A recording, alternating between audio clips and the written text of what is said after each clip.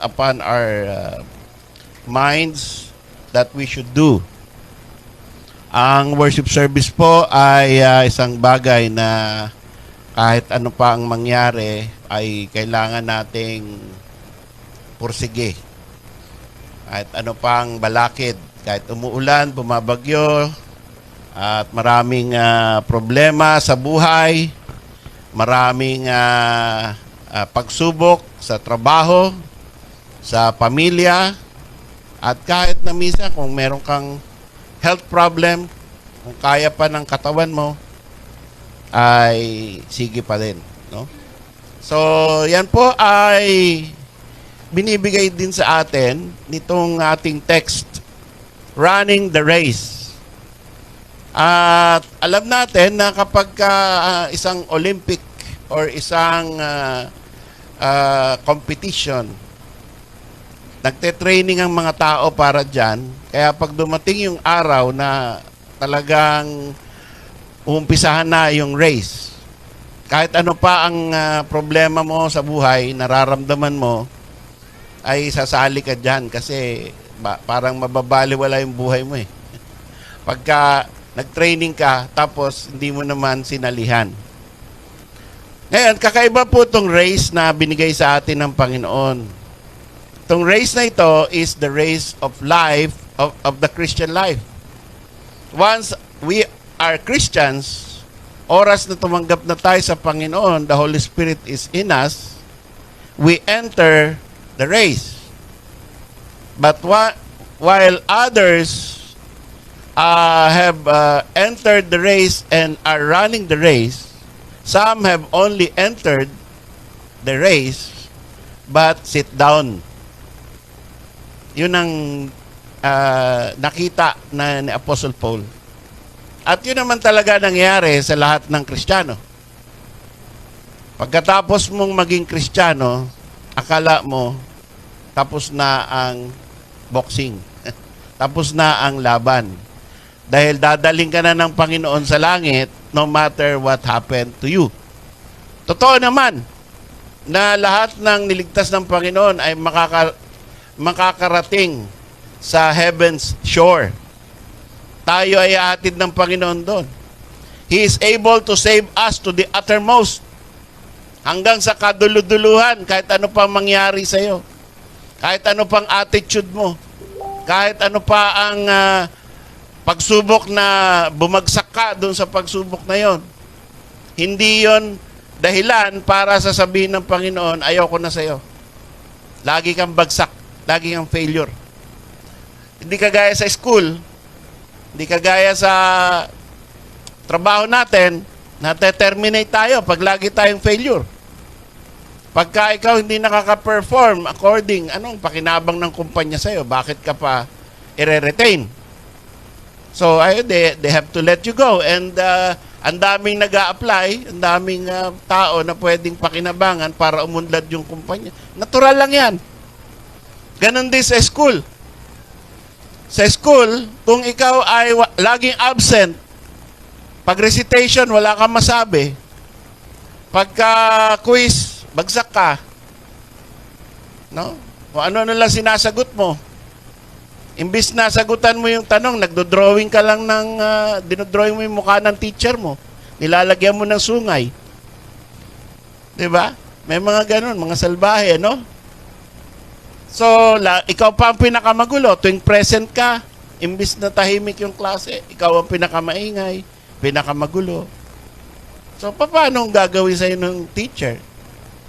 Either i-kick out ka ng school or i-drop ka na lang. Para wala na, para matuto naman yung iba. So, tayo na nasa Panginoon, hindi naman tayo bibigyan ng Panginoon ng papayagan ng Panginoon na salbahe tayo as a Christian na hindi tayo papaluin. Na nakakatisod tayo bilang Kristiyano na babayaan lang niya na walang disiplin. Pero kahit ilang beses ka pa mag-fail, kagaya ni Peter, binabalikan siya ng Panginoon. Yan po ay sigurado na nothing can separate us from the love of God. Tayo po, pag ligtas ka na, ano ka na, sigurado ka na. Yung reservation mo, yung, kung may upuan, kung merong guest list doon sa langit na may long table, tapos nilalagyan ng mga pangalan ang bawat upuan, ando na yung pangalan mo. May reservation ka na ron. Ganun po ang ginawa sa atin ng paghihirap ng ating Panginoong Kristo sa krus, na siya ay namatay to give us eternal life. So, our hope is in eternal life, not in our works, not in our performance as a church member, not in our running the race. Kahit na ikaw ay tamad na tamad or umupo ka na lang pagkatapos mo masave, I believe God will lift you up. He will not let you be just sitting down.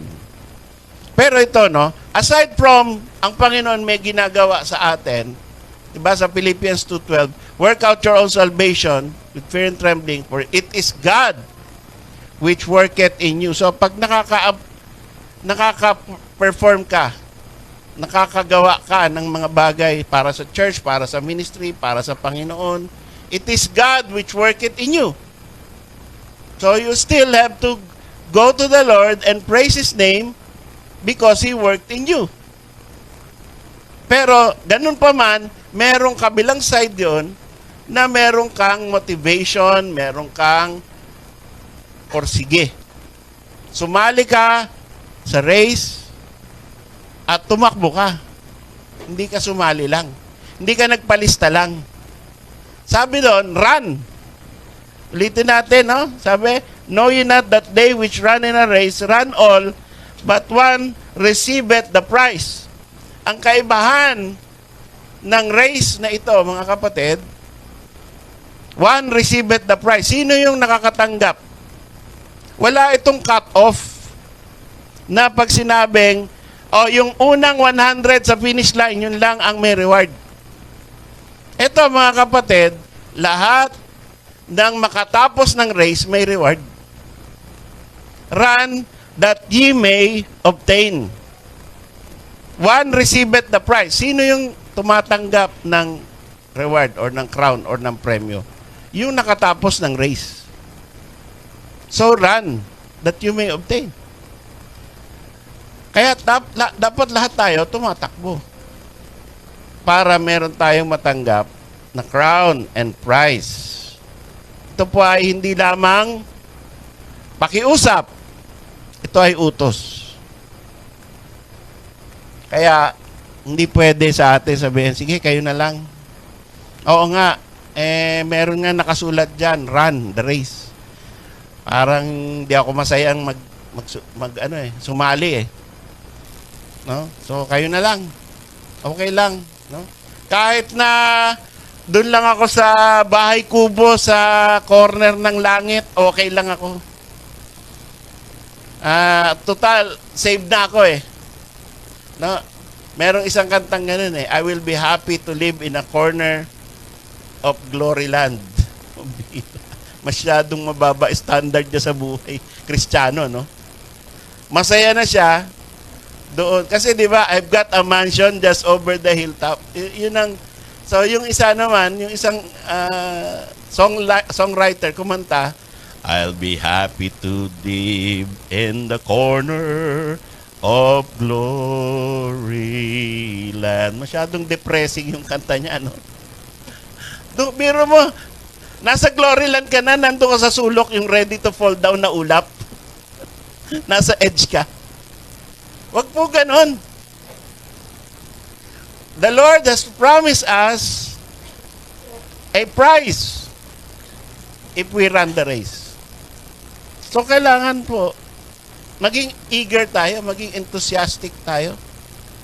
Dahil hindi magpapabaya ang Panginoon na mayaman ang ating Panginoon. No? So, meron ako nakausap na preacher. Nagulat ako. Sabi niya, ay pare-pareho lang ang lahat ng Kristiyano pagdating ng langit. Pare-pareho lang yung Methodist, yung Baptist, yung Protestant, yung basta born again. Pare-pareho lang na basta save. Lahat ay nandun sa harap ng Panginoon. Lahat na ay malapit sa Panginoon. Lahat ay masaya sa Panginoon. Sabi ko, hindi yata ganun ang nabasa ko sa scriptures kasi. Bakit pa merong iba-ibang churches? Ibig mo sabihin, yung maling doktrina, pareho lang sa tamang doktrina? 'Di ba? Kasi ang kaibahan ng Methodist at saka born again at saka Baptist at saka Protestant at saka yung walang church, yung hindi nagpabaptize, doktrina. Sumusunod tayo, the best we know how, sa tamang doktrina, inaaral natin, tapos sinusundan natin. Pagkatapos, pag alam na natin yung doktrina, nagpapakasipag tayo para sabihin din sa iba. Ibig mo ba sabihin yung hindi sumasama sa evangelism, hindi nagso-soul winning, hindi nagbibigay, pareho lang ang estado sa eternity doon sa mga nagsikap at nagbigay at nagpagod para sa Panginoon. Pareho lang. There is not much motivation sa ganong klaseng future. Now, we believe that everything is by grace. Wala tayo may pagmamalaki na mas masipag ako kaysa sa inyo. Hindi po.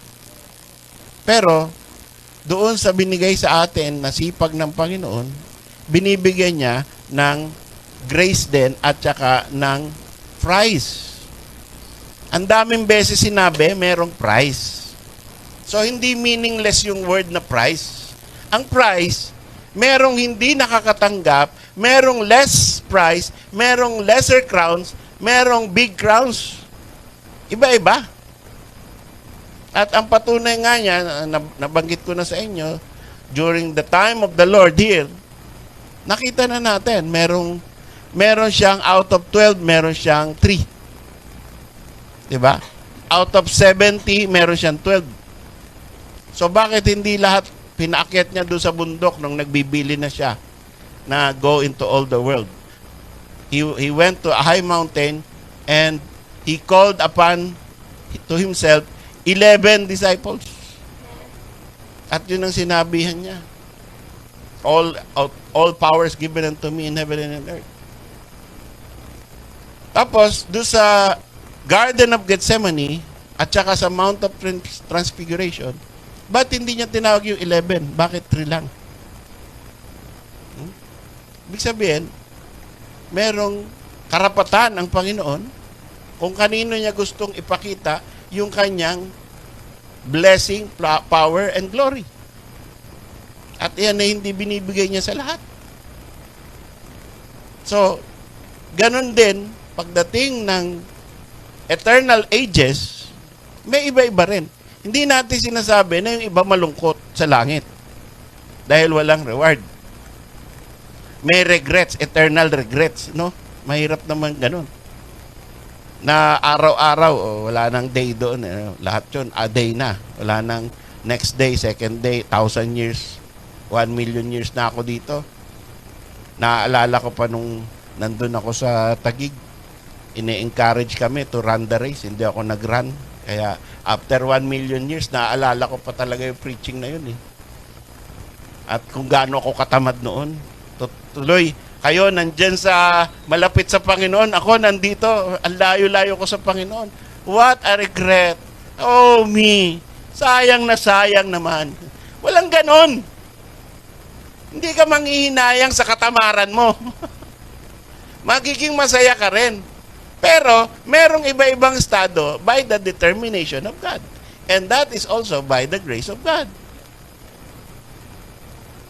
Makikita natin yung pangako ng Panginoon, that run that you may obtain. Tapos sabi pa rito, sa Hebrews 12:1 nga, meron nakalagay eh. Let us run the race. Let us run with patience. The race that is set before us. Hebrews 12:1. tayo daw ay huwag magmadali na maging mega church. No? Lagi kong pinupush si Brother Boy tsaka si Brother Romnick. Sige na, maghanap na kayo ng bahay sangla, di ba? Maghanap, lumipat na tayo. At para tayo ay mas malaki ang space at marami tayong madala sa Panginoon. So, ginagawa naman nila, praise God.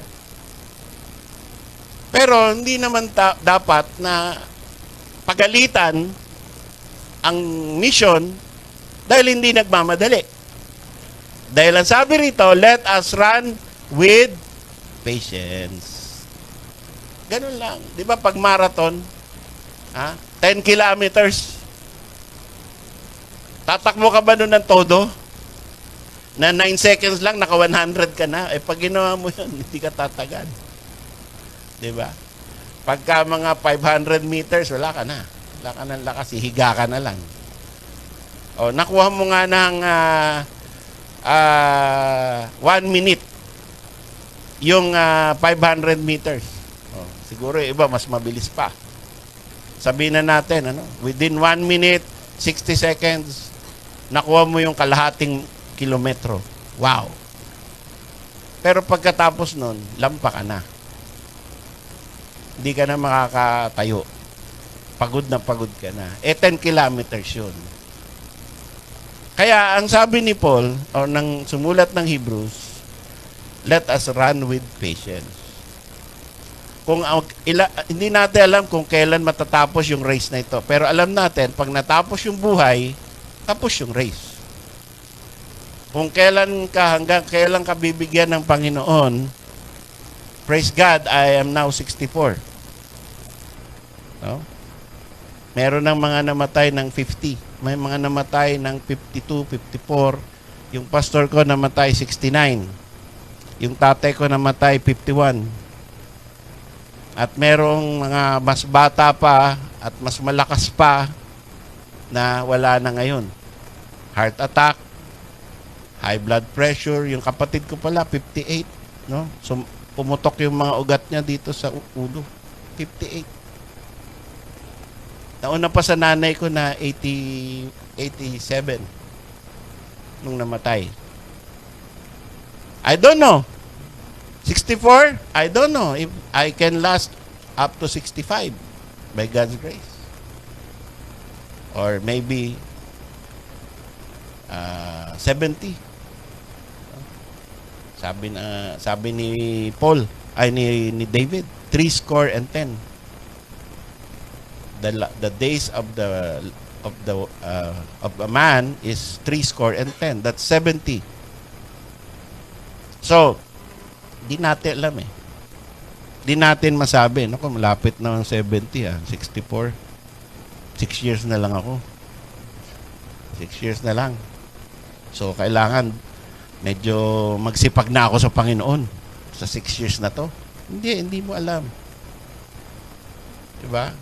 So, run the race with patience. Kung ano lang yung ability, availability, and opportunity na ibigay ng Panginoon sa atin, gawin natin. I-utilize natin. And ngayon, yung iba, talagang masigasig, you create the opportunity. And you make yourself available. So that is a different kind of maturity. Yung iba, tingnan nyo, ulitin natin. So meron tayong ability. Pero kung ikaw masigasig pa, dadagdagan mo yung ability mo. Sabi mo, marunong ka tumugtog, marunong ka kumanta, marunong kang mag-song lead, marunong kang magturo. That's not enough. If you are really serious about running the race, then bukod dyan, magsulat ka pa. Magsulat ka pa ng mga tracts, magsulat ka pa ng brochures, manuals. Hindi ka pa kontento dyan? Gumawa ka ng website. I am now making a website for our church. Hindi ka pa kontento niyan? Mag-shorts ka pa, mag-reels ka pa, mag-TikTok ka pa. Tungkol lahat sa Panginoon. Mag-create ka ng content. Hindi ka pa kontento diyan? Ha? Gumawa ka ng awit, mag-compose ka. Meron tayong ginagawa ngayong compilation ng lahat ng mga tula na kinreate ng ating within BCA.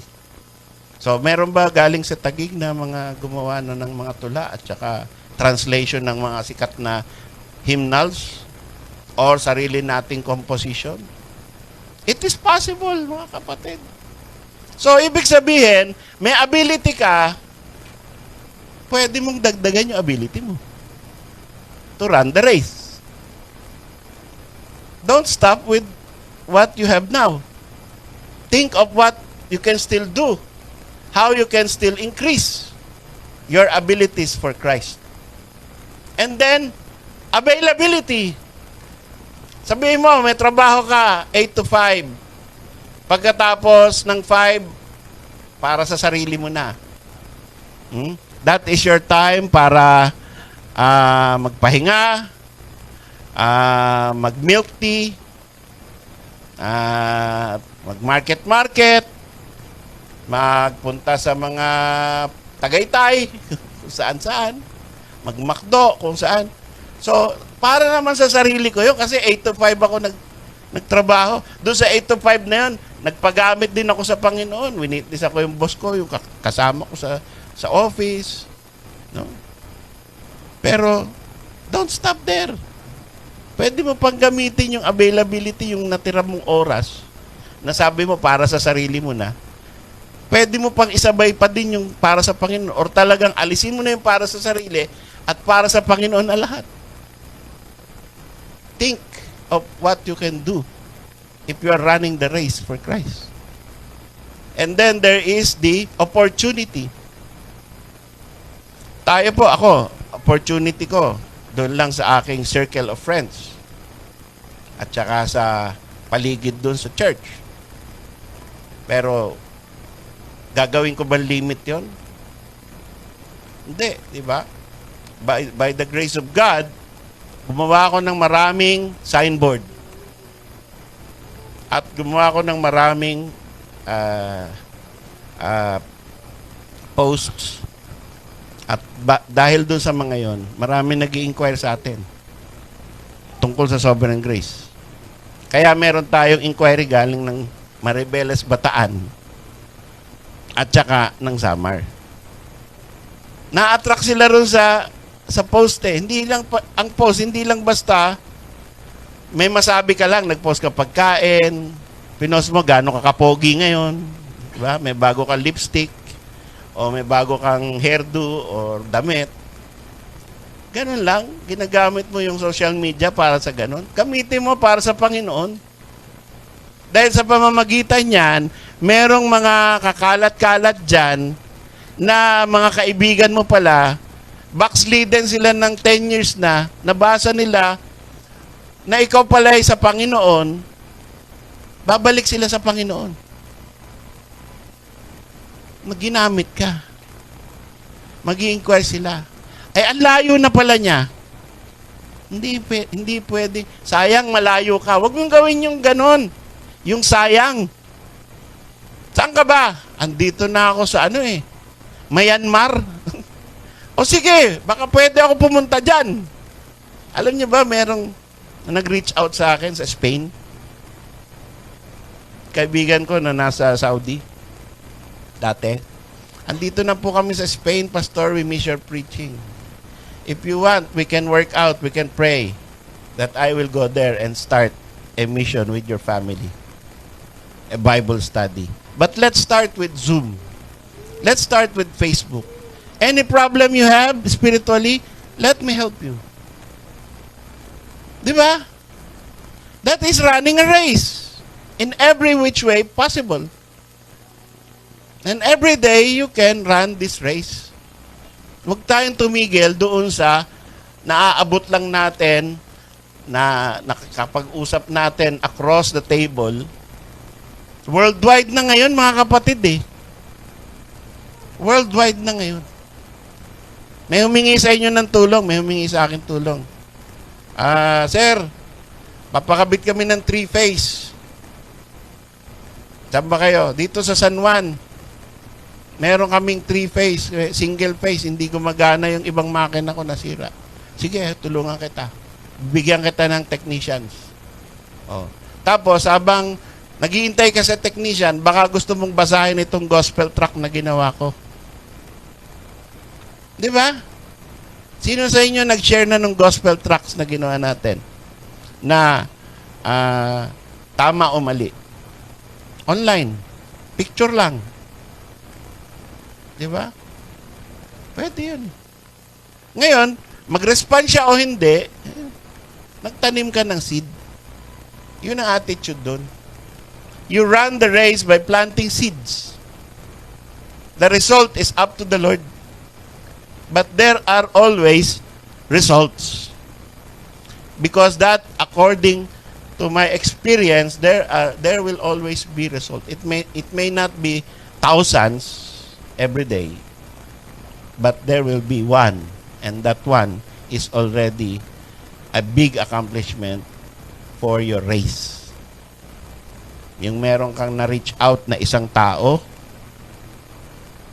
sa pamamagitan ng simpleng patiently sharing what you have, a simple word, tiwala ka sa Panginoon, ganun lang. Sinyer mo lang yung Proverbs 3:5, trust in the Lord. Yung isa, depressed na, halos nakikita mo, gusto na niyang tumalon sa ilog, sa tulay. Sinabi mo lang, trust in the Lord with all your heart. Lean not unto your own understanding. In all thy ways acknowledge Him, and He shall direct thy paths. Nalinawan siya, natauhan siya, hindi niya na tinuloy yung pagbigti or pag-overdose. Hindi na tinuloy dahil meron palang Diyos na nanonood at nagmamahal na pwede kong pagkatiwalaan. That is running the race. At bakit natin ginagawa yon? Because we are commanded to run the race. At ito, tingnan nyo yung tuloy natin, sabi ng 1 Corinthians chapter 9, verse 24 to 27. And every man that striveth for the mastery is temperate in all things.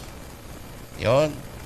Kapag ka ikaw daw ay tumatakbo sa isang race at gusto mong magkaroon ng mastery over that race, gusto mong maging expert, mastery, expertise, you are temperate in all things. Hindi ka excessive. Hindi ka, di ba, yung mga, halimbawa, kagaya ni Pacquiao, tuwing meron siyang competition, hindi siya umiinom kahit nung pa siya, nung hindi pa siya save. Lahat ng boksingero ganon, hindi umiinom, hindi pumupunta sa asawa niya, hindi nagpapakabusog ng Vikings, hindi nagpapasobra sa lahat, nagpupuyat. Bakit? Temperate in all things. Pine-prepare niya yung katawan niya para sa laban. Ganon din ang gagawin daw natin bilang mga tao ng Panginoon na nag-iisip that we will someday be given an incorruptible crown. Sila binibigyan ng corona, dinidisiplina nila yung katawan nila, yung mga cravings nila, to achieve a corruptible crown. Tayo, ang makukuha natin, incorruptible crown that fadeth not away. So, mas matindi ang price na nakapangako, nakasalalay sa iyong pagiging consistent, temperate, patient in all things. Kaya, minsan, pag magsasuggest sa inyo, hindi muna ako pupunta ng Sunday. Hindi naman siguro nila mapapansin. Labanan mo yun. Run the race. Hindi muna ako magbabahagi ng Bible. Hindi muna ako mag-i-invite kasi wala namang naniniwala sa akin eh. Labanan mo yun. Hindi muna ako magbibigay. Kasi siguro yung iba naman magbibigay, eh ako, pass muna. Labanan mo yun.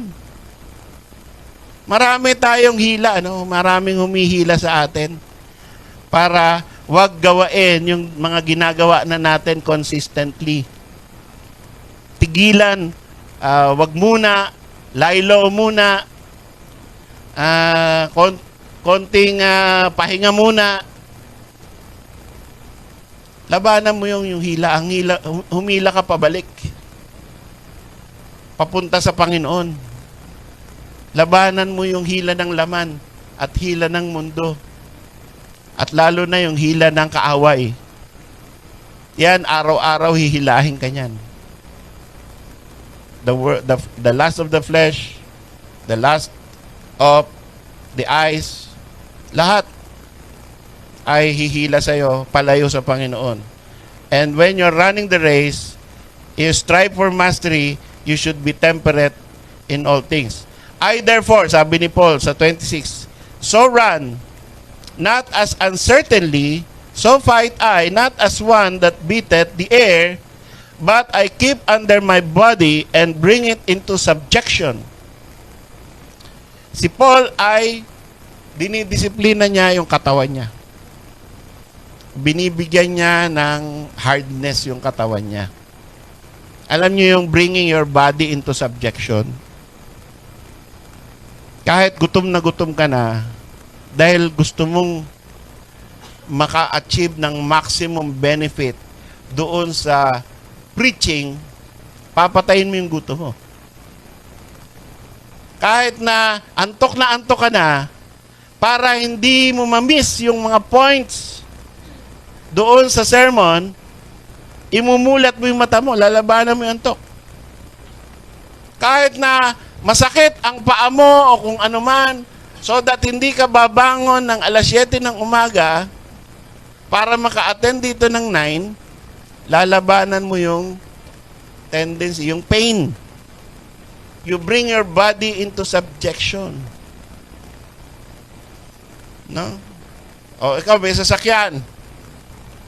Or meron kang plano na paano makakapunta sa church. Biglang nagka-aberya. Walang gas, ayaw mag-start yung sasakyan. Ay, hindi kalooban ng Diyos na umattend ako ngayon. Ganun ba yun? Hindi, may taxi, may bisikleta, may lakad.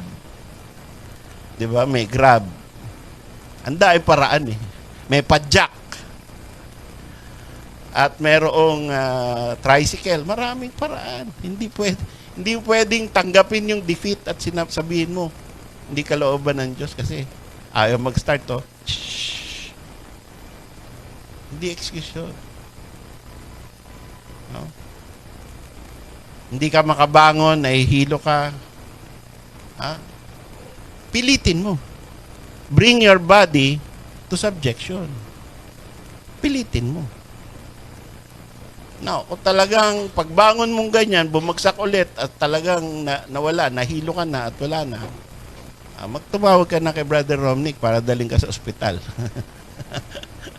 Brad, tulungan niyo ako kasi pagbangon ko kanina, bumagsak ako ulit eh. Iba na ito. So, marami tayong magkakapatid dito na pwedeng tawagan in case of emergency. Pero, yun lang. Pero yung mga minor, kaya pa ng katawan mo, bring your body to subjection. Pilitin mo. Yun ang ginawa ni Paul.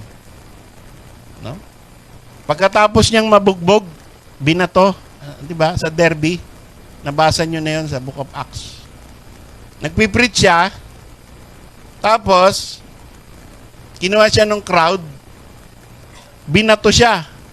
Iniwan lang siya, no akala ng mga tao, patay na siya. Tapos, buhay pa pala siya. Kala rin ni Paul, patay na siya. Nung natauhan siya, siyempre, masakit katawan mo nung binato ka, di ba? Anong ginawa ni Paul? Pinagpag niya lang. Tapos, nag-preach uli. Naghanap pa ng bagong lugar para mag-preach. Sabi ng Panginoon sa kanya, huwag kang matakot, maraming akong tao dyan sa bayan na yan. I have much people in this city. So, preach again, Paul. Don't fear. Go ahead. So, ganun ang, sana meron tayong mga ganun, ano? Maturity na ganun. Pagkatapos nating i-reject, pagkatapos nating sabihan ng masama, pagkatapos nasabihan tayo na walang kwenta naman niyang Baptist, walang kwenta naman niyang church nyo, kaya mo yun. Tuloy pa rin. Run the race. Tuloy pa rin ang pagtakbo mo. I keep my body under subjection, lest my enemies, when I have preached to others, I myself should be a castaway. Alam niyo ang sinasabi ni Paul dito? Ang sabi niya, wala siyang, habang hindi pa tapos yung race, wala siyang assurance na yung magkakaroon siya ng crown. Or mababali, wala yung crown na, yung mga crowns na makakatanggap siya ng prize. He's still in the race. He has to finish. Because after preaching to others, baka wala, mabali, wala. Ang warning sa atin yan, mga kapatid, huwag tayong magbilang ng prize habang hindi pa tapos ang buhay. Habang hindi pa tapos ang labanan. Siguro ang dami ko ng crown. Kasi, may na-start na ako na mission, naging church na, tapos ang dami nang nagte-training laban sa under my ministry, ang dami ko ng abono. Wala, hindi yan. Hindi pa, hanggat di pa tapos, ay wag kang makakasiguro. Just keep your body under subjection. Alam niyo nangyayari sa mga pastor na akala nila ang dami na nilang nagawa sa Panginoon, lalapad ng tenga, laglag sa tulay. Diyan na yung mga pastor na meron ng nagiging sugar daddy. Alam niyo di ba, nakakulong or na warrant of arrest ngayon. Tapos sabi nung babae ng boyfriend, yung pinapatay yung boyfriend, sugar daddy ko yung pastor na yan. Paano nangyayari yun?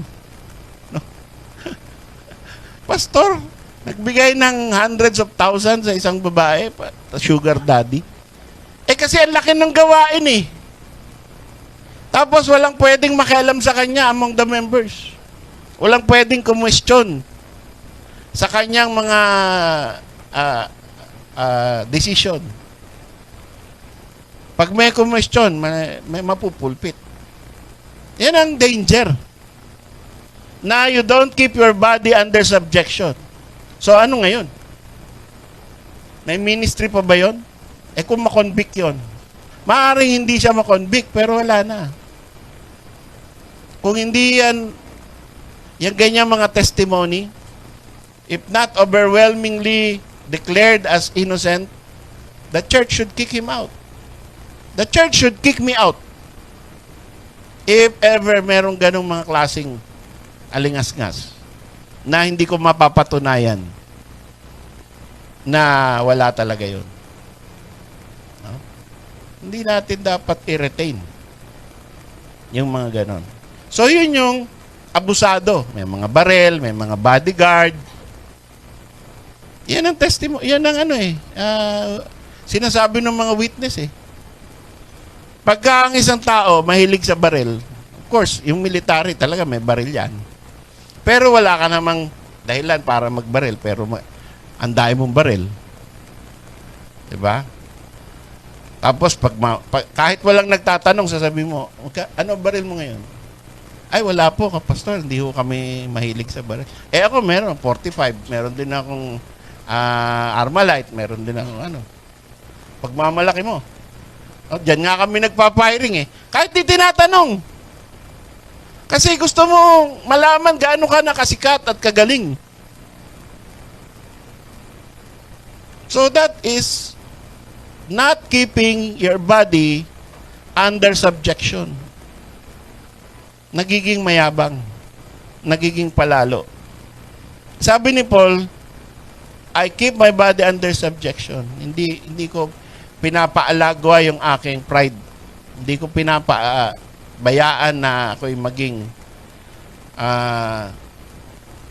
kung ano yung gusto ng laman ko, pagbibigyan ko. Gaano kadaming ministry na umpisahan ni Paul, gaano karaming suffering ang natanggap niya. Sabi niya, I bear in my body the marks of the Lord Jesus Christ. So if ever there was a Christian who can say, I suffered for the Lord, it is Paul. But no. Sabi niya, I keep my body under subjection.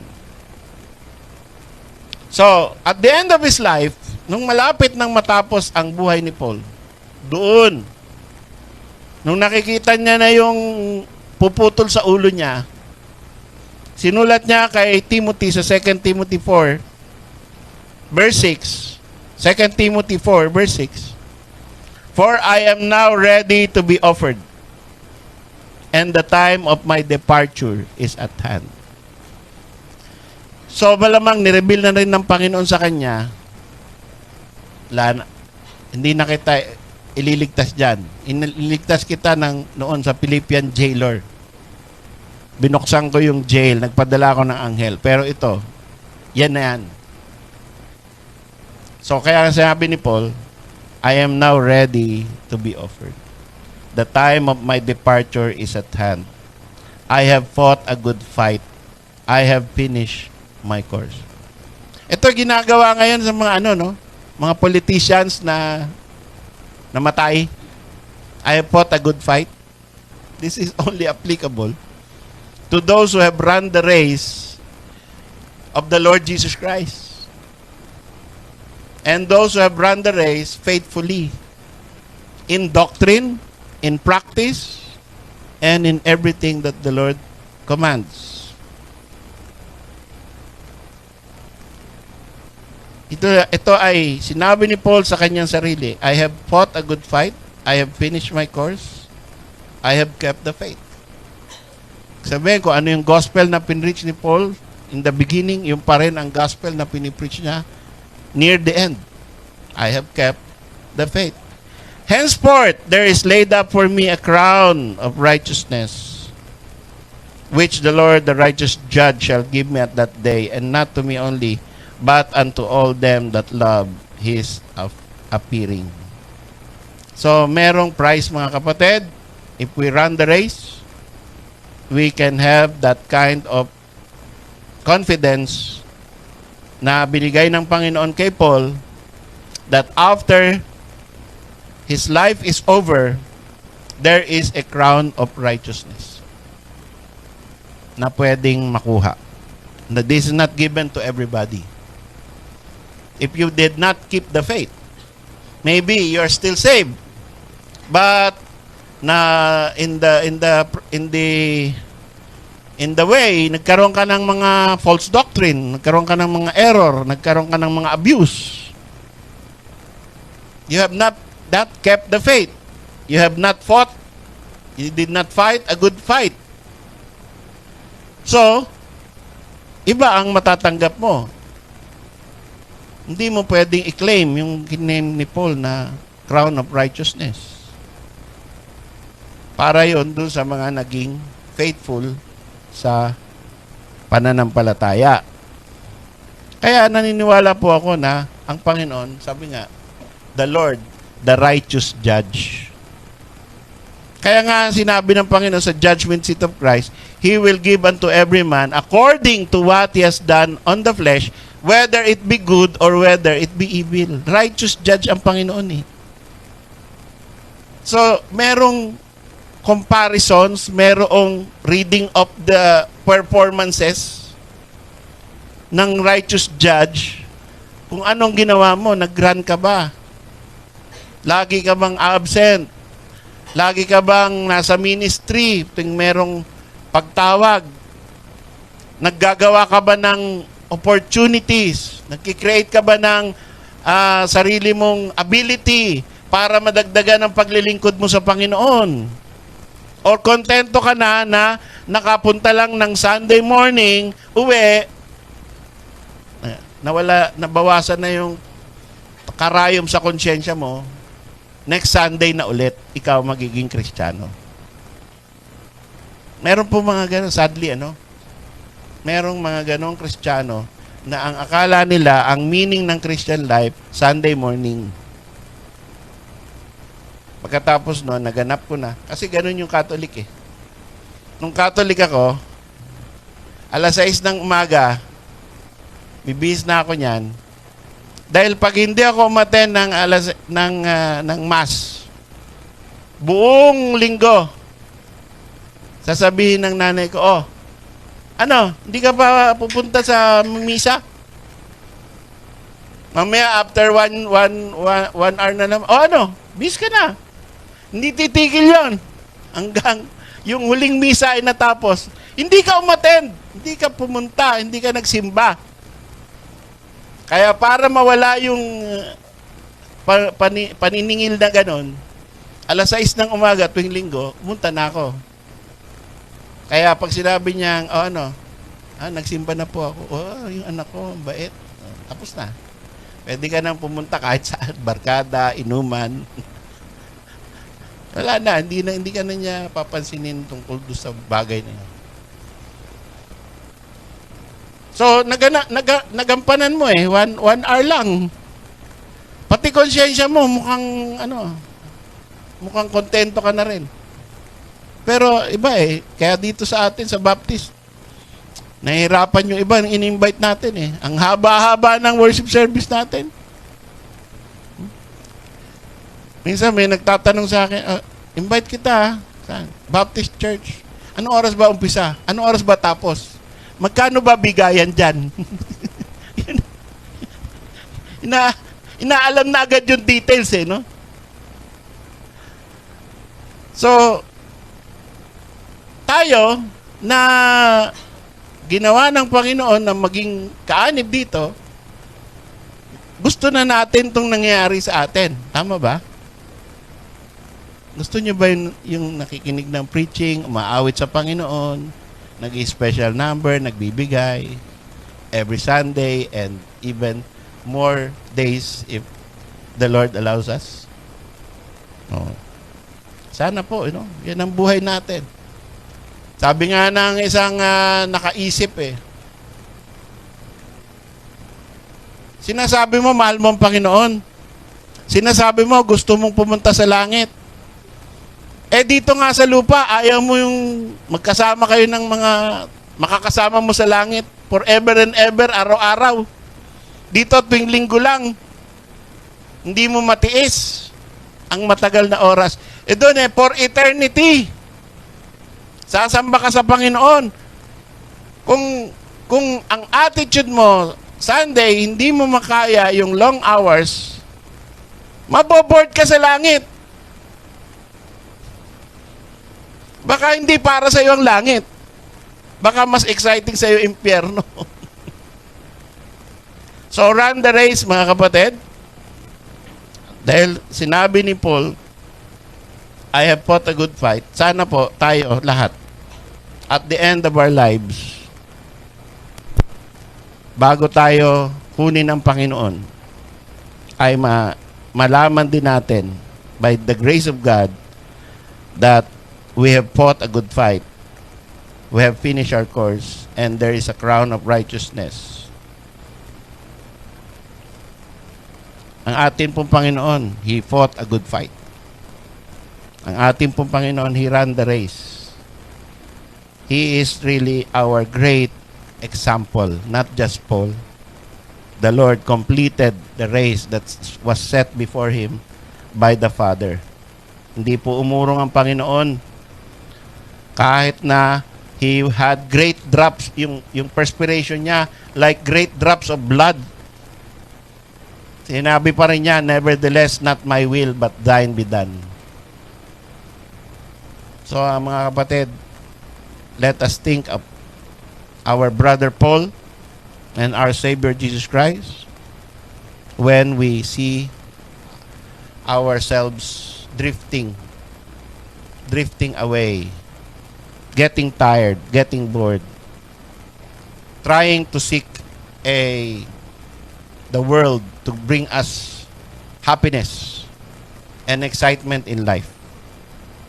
Tandaan po natin na merong utos to run the race that ye may obtain. Tayo po ay manalangin.